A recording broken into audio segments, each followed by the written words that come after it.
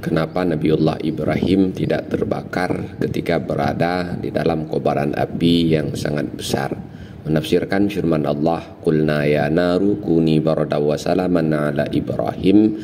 Para ulama menyebutkan kemungkinannya ada dua. Kemungkinan yang pertama adalah Allah menghilangkan kekuatan hararah atau kekuatan panas yang ada pada api, wal ihra, juga Allah menghilangkan kekuatan membakar yang ada pada api, sehingga pada waktu itu api tidak lagi memiliki kekuatan membakar, api hanya memiliki sinar dan cahaya.